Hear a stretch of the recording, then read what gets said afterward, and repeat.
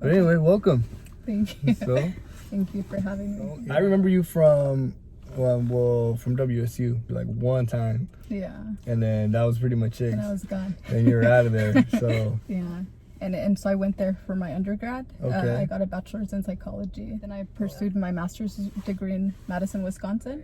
oh really? Yeah, And for yeah. your master's in what again? That was in psychology as well. Psychology. Yeah. What drew you to that? Okay. Crazy story. Oh. So one of my relatives, they had a psychotic break.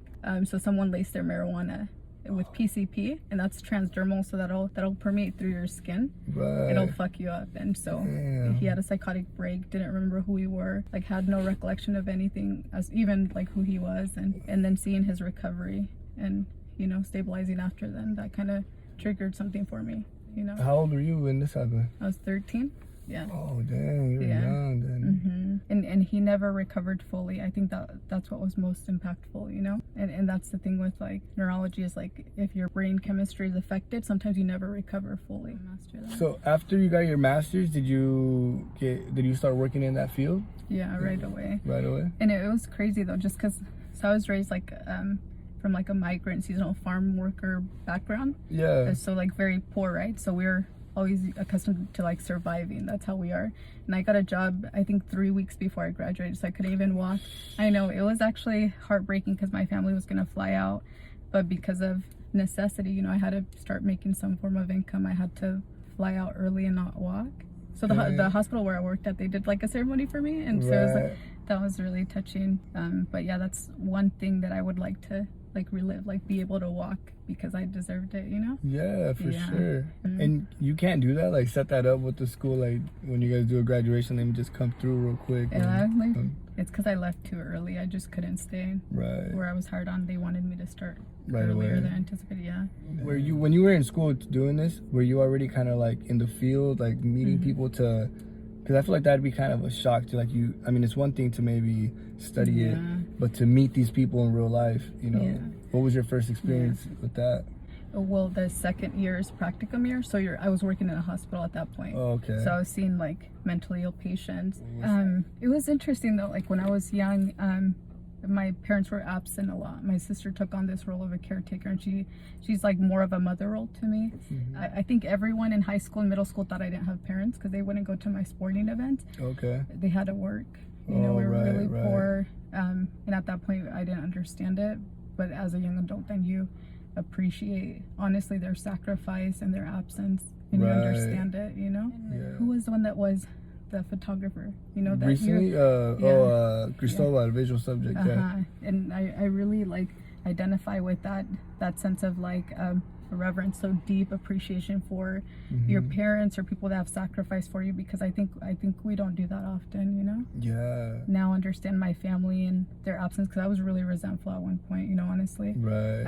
I wanted them there. Even my senior nights, like I wanted them there, and they were working, and like obviously when we're young we don't understand why our family devours that much time to work, like our parents, right? Yeah. But then you develop a work ethic that honestly coincides with that of your parents. Yeah. My first year in Wisconsin, so that's a elite school. It's $46,000 a year, and I went there because a doctor there I had worked with cancer patients, and I met her in New York in a conference I presented with. It was like a doctor that's highly renowned, published, right? So when they accepted me, I was like, That's crazy. And so when I went there the first year, we had a lot of gatherings, right? Our cohort, so it's 12 of us. Okay. So like weekly gatherings where we'd meet up, have dinner. So they just wanted to create like a sense of unity, right? Right. And I remember I would never show up, right? And they started like seeing that I would never show up, but they didn't know I had 2 jobs during graduate school, trying to pay for everything. Dang. Yeah. And I even missed like a close friend of mine, her wedding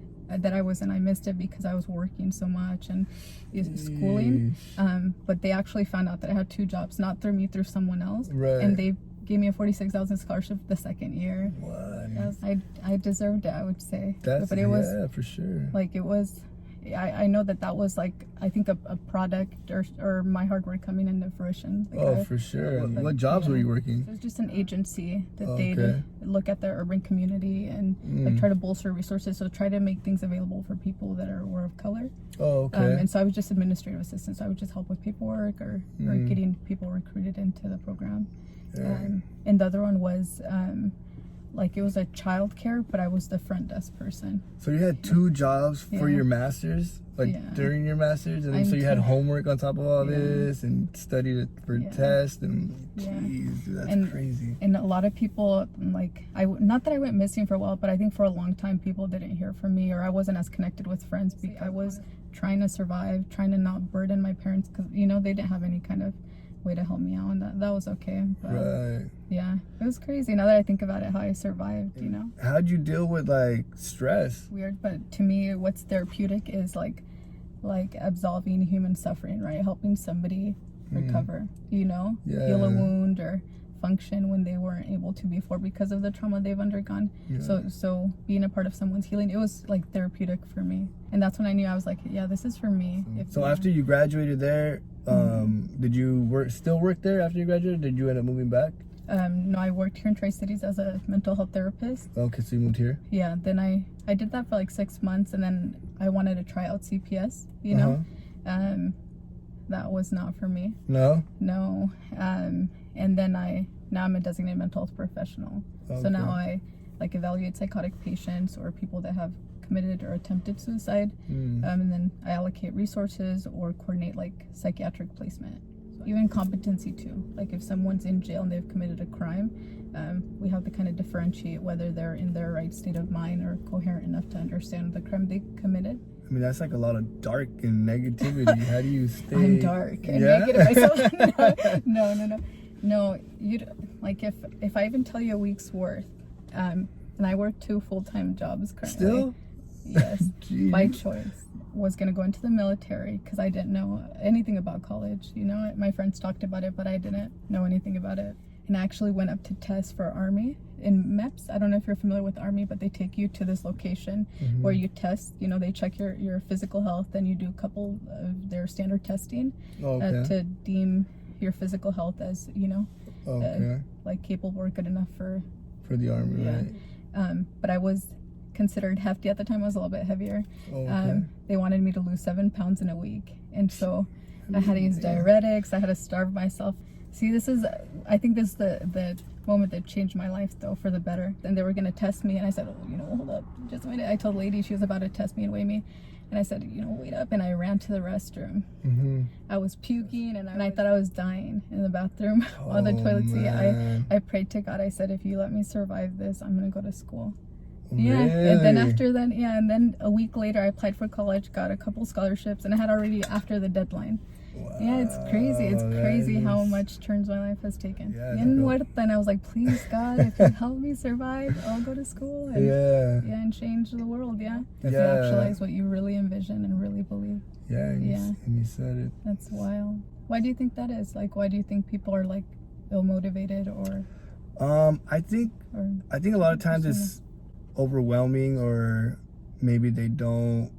Like, one thing I know for me was, like, for college, it didn't seem real, and you know, it seemed like I didn't know anybody around me who had gone, you know. And I feel like it's weird, but like I went the school route, but that's not something that I noticed that I'm like a big advocate for, you know. I've always thought that if you want to apply yourself to something that you believe deeply, explore it, really put in work towards it, and you'll actualize it no matter what it is, you know. So, you know, how do you deal with like mental patients right now, you said, right?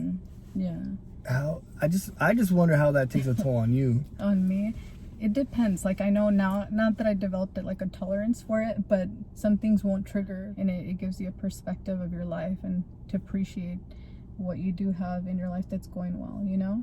Like, it's crazy once you understand just like the variety of just misfortunes that people undergo, right? Life hits them. Some people can't handle or manage it, and they try to kill themselves, and that's horrible. We have our own manual that we abide by, you know. And so based on the symptoms that you demonstrate in the evaluation that I conduct, you know, things that are pretty prominent and stand out to me, even non-verbally. Like, let's say your unflinching eye contact, right? You're not blinking, and you're distractible, right? Shit, now I'm blinking. Yeah, and you're like, you're not coherent, not insightful. You know, those are some symptoms that are indicative of some form of psychosis, and there's a variety of psychotic disorders, right? Schizophrenia, schizoaffective, so different varieties. So I need to figure out what's your prognosis based on, you know, what I'm observing, your history. It's like people watching on a more professional level, obviously. And a less judgmental, but more kind of like proficient to help like absolve, so reduce their illness course and their symptoms. Do you ever catch yourself like just watching normal people and being like, just being like, it's really weird because like I'll have certain friends that'll message me or call me. They'll tell me what they see in their partner, and I'll tell them what may be going on and what to expect, or you get what I'm saying. So I would say that I have good observation skills, but obviously when my emotions come into play, maybe my judgment isn't the best, you know, with like the people in my life. So well, I know that like my job is so intense that I think I do need an intense outlet. Like in college I played rugby, believe it or not. Rugby? Yeah, hell yeah. How the hell you get in rugby? That's I was a winger, you know, and what's that, a winger? Just on the side. Oh, like a not wide the receiver. running back of, like a wide receiver of them. You're the one that catches the ball, right? Yeah, on the side. And then sometimes scrum half, so sometimes like the quarterback, but I was like not that good or anything. But I noticed that like I needed an outlet that was pretty intense, you know, right? And I remember that we were scrimmaging against our own people, and there's this girl named Echo, huge girl. I think she was like 4 times my size, name. right? Is that her real name? I think that's her nickname. Oh, I was like, damn, that's hard. But I remember I had the ball, and I was like, you know, running, right? And I see Echo coming, and I was like, oh fuck, somebody's coming, you know? And I'm like running, and you know, I try to be tough, and so I put out my arm, and then she tackled the fuck out of me. Really? I thought I died. Damn, just a truck. And it's so crazy because like I think how I was raised, right, at a young age, I learned that I wanted to be like a good mother, right? That I wanted to work hard, get a good job to support my child, not on my own, but you know, there are broken families, so I think I always wanted to like situate myself to, if I were ever to be a single mother or something were to happen, I could, you know, like hold it down and really like support my child, you know. And I'm in a relationship currently where I'm like a stepmommy to 3 children. Ages 10, 8, and 7. But I've known him for 4 years, so I've been in their life for 4 years. And it's so interesting how much that changes your life. Well, you have children, you know, like how much that changes yours and Lizette's life. Oh man, that's like a 180, you know. Everything. How was that for you? Like, I think for, you know, because I want to know how it was for you. I knew I had to change me, you know what I mean? You were in a single in a single parent household. How did you figure that out? Like, how did you figure out how to be a father? I just looked at people that I looked up to, like role models that I kind of had around me, and I mean, I do that, you know, all the time. Like I'll take traits of people that I like. You know, stepdad, actually, when he married my mom, the way I saw him treat my sister like it was his daughter, you know, was really cool. And I was like, man, that's awesome. Like, how about you? Like, how was that? Like, this was the first relationship that I've ever been in with children. Really? So I had no idea what I was doing, and I just went in. I think I was like so fearful of not being a good mother of my own children that when the possibility of having potential stepchildren came up, it was terrifying. It really was, just because I've never been a mother, so I didn't know what to expect. So it was just me kind of being my worst critic, you know? And catastrophizing a little bit, right? Thinking the worst and jumping to the worst. But I think with stepchildren, it's just a whole nother ballgame. I think where I became really fortunate is the kids were so good to me. So good to me. His son is like really attached to me. Oh, that's awesome. And we get along really well. I remember even the first time meeting him, I would joke around with him. He had a little starburst, and I said, "Who my favorite are the red?" You know. And next, thing you know, I was like, we were watching a movie, and I looked down, and he had sorted out all the red candies. Really, that's awesome, man. That's cool. And then, like, even the first time that they tell you that they love you, like, I remember those. And those are good moments, you know, because I've never had a family or, you know, like children of my own. So like when I have that, it's crazy like how much it touches you. And it does kind of teach you to reflect upon yourself, areas you need to improve on, and what you need to be for them, you know. Do you plan on ever having your own? I do. One at least, but I would say I want to wait off at least 2 years, 2 or 3 years.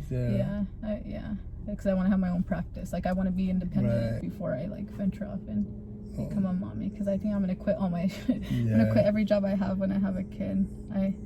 Yeah, that's a big one too, is spending like, you know, that quality time with them. It's a big, at least for me, that's a big thing. Like when she became a mother, were you like, did it change your perspective on her? Oh like, yeah, totally. Like how strong, you know, she is, and just how much, you know, I knew like I needed to step up, you know, like and be there as well. Like it was a two-person thing, you know. I appreciate a lot of those things that I used to take for granted maybe. So the one thing I did want to touch on too was it Cancun story? Oh yeah. Oh hell! It's Cabo. Oh Cabo, my God. Cabo. There we go. Don't go to Cabo, anyone. So it was in November of 2018. 5 of us went to Cabo for 5 days. One of our friends had to do like a business venture. He was going to buy a condo to spread his business or something like that. Oh, okay. So we went essentially for that, right? What we ended up doing is we got like an all-inclusive resort, but I think just for safety purposes, because Cabo isn't, I wouldn't say it's unsafe, but you know, just to be precautious, he got a double-gated house, a private home. So it was like a private area where you can only enter if you're a resident there, or if you're occupying a place there. The club is called Mandala. Oh, okay. Mandala or something like that. And so we went to the club. It was a Saturday. And I'm not a drinker, you know. After 2 shots, I feel it, and I just want to stop. Because on my second shot, I was like, I'm feeling it. I was like, oh shit, you know, I'm really feeling it. And then like it was a daze kind of, you know. I was like disoriented. Things were like shifting. I was really confused. I was like, man, this is some strong tequila, or someone put something in my drink, you know. And even walking was like cumbersome, right? Like I had trouble even walking. So we end up getting out of the club because they're already going to close, and I'm walking out, kind of very flamboyant guy. He pulls me towards him, and he says in Spanish, he goes, se están llevando a mi hermana, se la quieren robar. So they're trying to take my sister, you know, they're trying to steal her, implying that I'm his sister. They're trying to steal me. And I turned around and I said, cabrón, no soy tu hermana. Politely, that means, you know, I'm not your sister. And, you know, I let him know, I'm not your sister. I don't know what you're talking about. Like, get away from me. He started pulling me, and over dramatically, so crying and yelling. And my friends caught on to that, and they all rushed over. And one of my guy friends pulled me to him. And so they were tugging me back and forth. And this guy kept on saying, like, they're trying to take my friend. These guys are trying to take my friend. And then 3 cop cars come, and I think like 5 cops get off. And he starts yelling, and the police pull me from my friends, and they tell me, you have to come with us, they're trying to steal you, you're a tourist, they're locals, we know they're trying to steal you, you need to come with us. And I was like, no, I'm confused. And I started like, I was about to start crying. One of my friends pulls me away and makes me run into a car, and the police start chasing us in the car, and my friend tried to lose them, and they end up getting into the double gated community where we had rented the home at, and they didn't let the police through.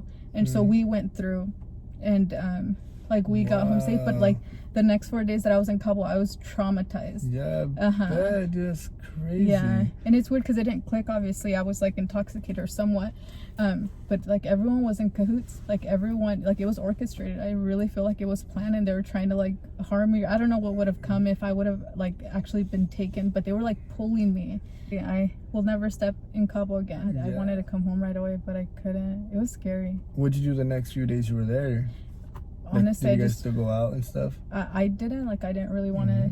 I don't know. I just didn't trust anyone at that point. No, you're good. 44 minutes. Yeah, no, you're good. Oh my gosh. You choose the cover. You know how they have like a main cover? You know, like the. Oh, like we can take a picture. Oh, really? Yeah. Oh. The light.